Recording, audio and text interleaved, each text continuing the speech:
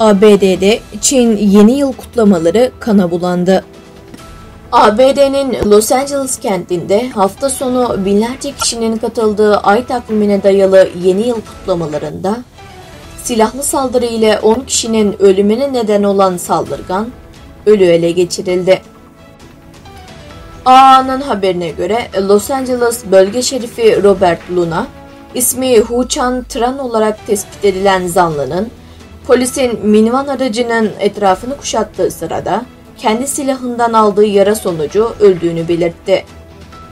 Luna, 72 yaşındaki Tran'ın saldırıdan sonra kaçtığı beyaz renkli minivanın Los Angeles'ın güneyindeki Torrance şehrindeki polisler tarafından tespit edilip kuşatma altına alındığını kaydetti.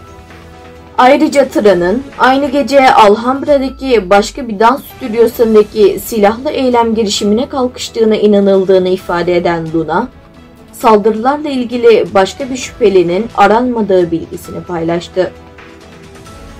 ABD'nin Los Angeles kentinin yaklaşık 10 kilometre doğusundaki Monterey Park'ta 21 Ocak akşamı yerel saat ile 22:20 sularında ay takvimine dayalı yeni yıl kutlamaları sırasında gerçekleştirilen silahlı saldırıda 10 kişi yaşamını yitirmiş, 10 kişi de yaralanmıştı.